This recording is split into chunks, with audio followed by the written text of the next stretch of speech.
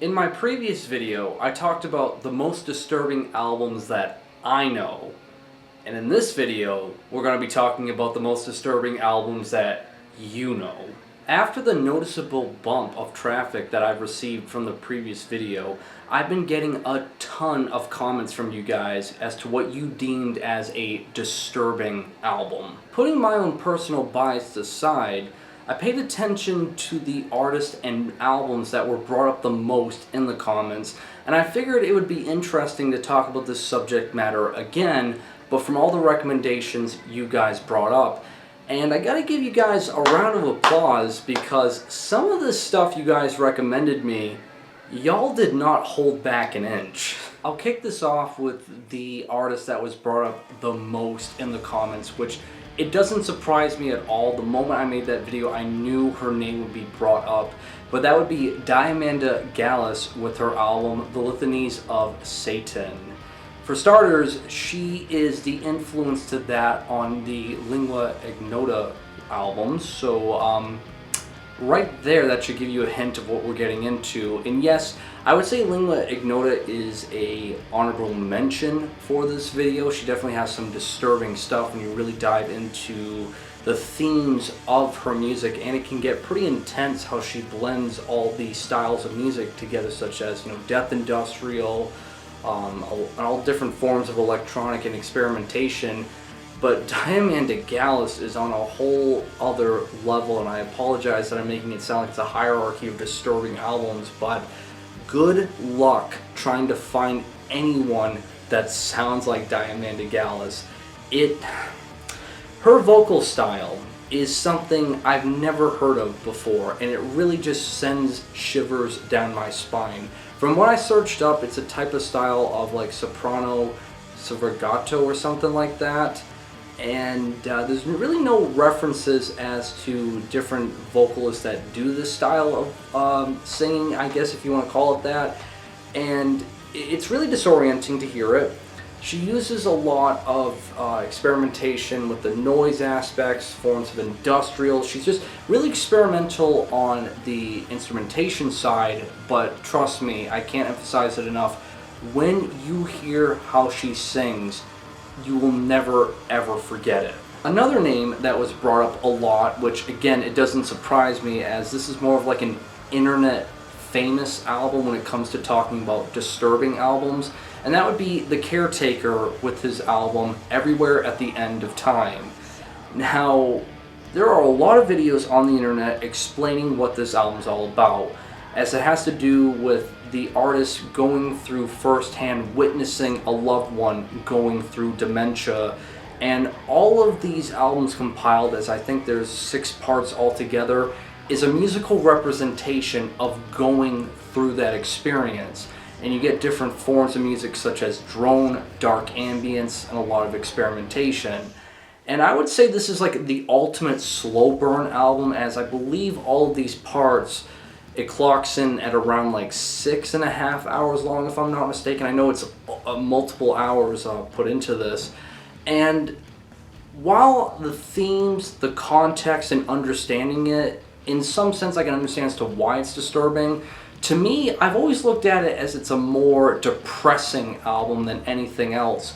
But I think because of it being just so like on the nose, depressing, and its slow burn take, it does start to fuck with your head a little bit, and I can understand again as to why people call it disturbing. And another name that I saw pop up quite a bit was Current 93, I Have a Special Plan for This World, which I feel like when it comes to the most infamous song in the Current 93 discography, this is it. And that's a really bold statement considering the fact that the discography for Current 93 is massive.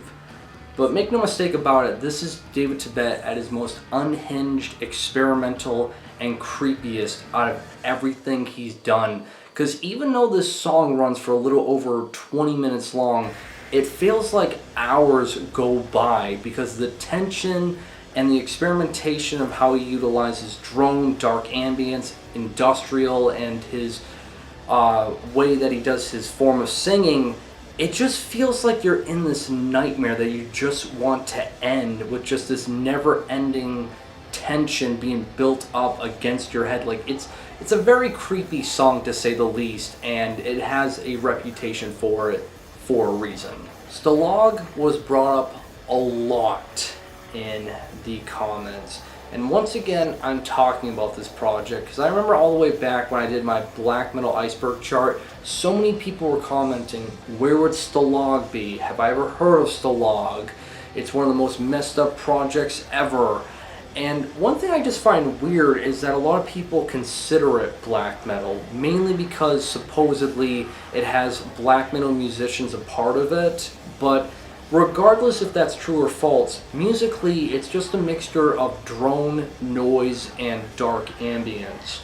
And the real selling point is the fact that all the vocals you're hearing are insane asylum patients screaming just their tormented minds away. And how they got access to that was one of the members in Stalaggh works for an insane asylum, and it allowed the other two members to have access to record all of these patients.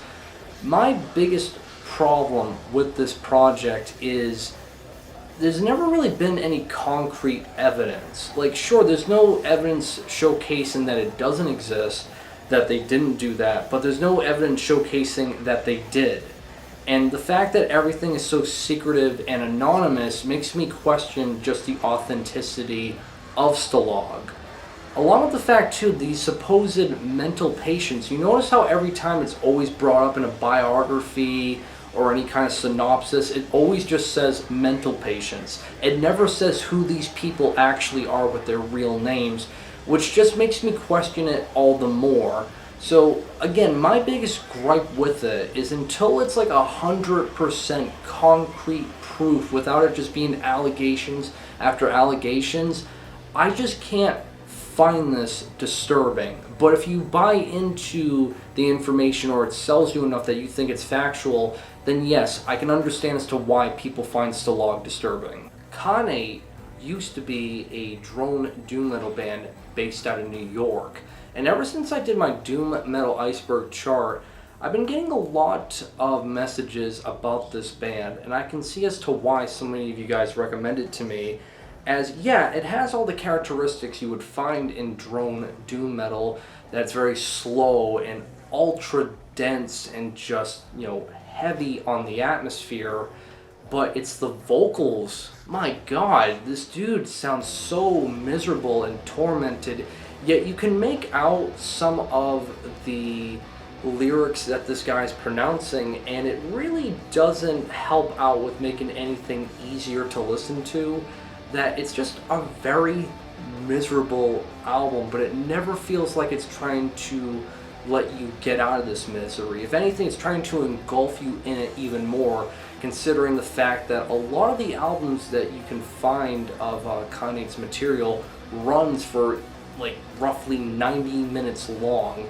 So it feels like you're just watching a movie of just straight up misery and you're hearing it non-stop. It's definitely not an album that I would say is healthy for your mental state, but I can definitely see as to why so many of you guys were calling it disturbing. Oxbow, An Evil Heat, is an album that I totally forgot about, and to the individual that commented this album, I thank you so much, because it's a mixture of noise rock and I want to say blues music to an extent that it reminds me a lot of early Swan albums, just minus the industrial aspect, which, yes, a lot of Swan's early material can count in this video because, again, I was getting a lot of name drops for Swans, but Oxbow has a much more schizophrenic nature to it, because the way the vocalist, I believe his name is Eugene Robbins if I'm not mistaken, has a lot of versatility, only it makes it just sound all the more schizophrenic-like in nature. There's nothing calming about this. There's something that it feels like there's a lot of urgency that should be happening, but it never really develops entirely. Thus, it always feels like I'm on the edge of my seat, but nothing's happening just yet, and I almost want it to, that way I can get some kind of relief from the tension. It's definitely a very creative noise rock album, and overall this band has done some really stellar stuff. that even though I don't find this like necessarily like the most disturbing thing I've ever heard, in terms of creativity and just, you know, keeping you off balance, it's some phenomenal stuff, and I need to get back on my A game and get some of their material because, as I stated, totally forgot about these guys. They're a hidden gem in noise rock. In Axis of Perdition, the deleted scenes from the transition hospital was a very pleasant surprise to see being brought up, as I've been a fan of these guys for quite a while now. They're mostly known for being an industrial black metal band from the UK, but on this album they went full on dark ambient, and this album is creepy from start to finish. Heavily inspired by the Silent Hill video games, that this whole album just sounds like it's a long lost soundtrack for that game, but it was just too disturbing for the public to listen to. And I gotta say, for anyone who enjoys dark, eerie, creepy music, you'll absolutely love this, I can guarantee it. And finally will be Brainbombs with their album Obey. These guys are a noise rock band based out of Sweden, and while instrumentally it has all of the characteristics of noise rock, it's very abrasive and kind of disorienting how noisy everything sounds in terms of the production value. The real selling point as to why I think you guys kept talking about this album in the comments, which I don't know if I'm thankful for discovering this or disgusted that now I know of it. It's kind of like a mixture of the two. But the vocals are all clean sung, so you can understand all of it. I really wish he didn't do clean singing. I really wish he did some sort of like shouting that would make it a little bit more difficult to understand. But all of the lyrical topics are all heavily inspired by Peter Sotus's book work. And as you know, Peter Sotus is the, I guess you could say, mastermind behind Buyer's Market. So think of those themes, but now sung in a narrative aspect in a noise rock band that you can understand.